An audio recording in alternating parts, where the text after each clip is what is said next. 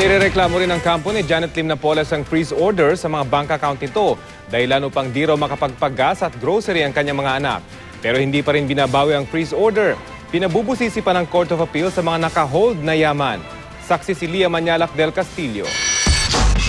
Kung i-freeze mo yung account ng kanyang mga anak na hindi magamit ang ATM para kumuha ng gasolina, para ilagay sa kotse, na hindi pwedeng bumili ng grocery. Ibig ba sabihin na hindi na sila pwedeng kumain? We think this is unfair. Dahil apektado na raw ang mga anak ni Janet Lim Napoles, iginiit pang lalo ng kanyang abogado na dapat nang bawiin ang freeze order o pagbabawal sa paggalaw sa bank accounts na may kaugnayan sa negosyante. Pero ang Court of Appeals na naglabas ng freeze order, iniutos pa sa Anti-Money Laundering Council o AMLAC na busisiin ang 107 bank account na nakapangalan kay Napoles. Gayon din ang mga nakapangalan sa kanyang pamilya at mga empleyado. Mahigit 400 ang kabuuang bilang ng lahat ng bank accounts na nasa 10 bangko at financial institutions. Sabi ng CA, may probable cause o batayan para paghinala ang nagamit sa iligal ang mga bank account base sa mga nabulgar na partisipasyon umano ni Napoles sa paggamit ng pork barrel. They issued letters already or notices to the banks involved.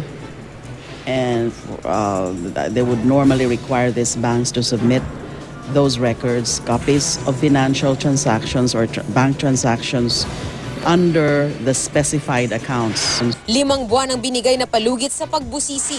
Nasasakop din sa bank accounts ng 5 NGO at 6 na kumpanya ni Napoles, pati bank accounts ni na pork barrel scam whistleblower Ben Harluy at Merlina Suñas at iba pang empleyado umano ng JLN Corporation.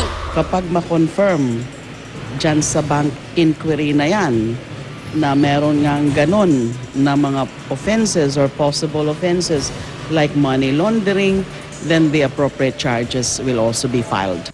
Ang utos ay base sa petisyon ng AMLAC na hinawakan ng Court of Appeal Special Second Division. Isa sa miyembro nito si dating Laguna Representative at ngayon CA Justice Danton Bueser.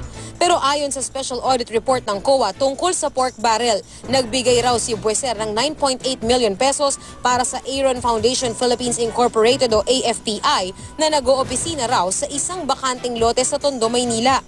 Nagbigay din daw ang hukom ng 9.6 billion pesos para sa Philippine Environment and Economic Development Association na wala na sa sinabing opisina nito sa Makati. Dahil dyan, posible kayang hilingin ang pag-inhibit ng hukom sa issue? I'll double check. I don't know that. Tingnan ko na muna, no? Tingnan ko na muna. But that's a good point. Wala pang pahayag sa ngayon si Bueser, pero sa report ng COA, itinanggi niyang pirma niya ang nasa mga dokumentong isinumite ng mga questionableng NGO.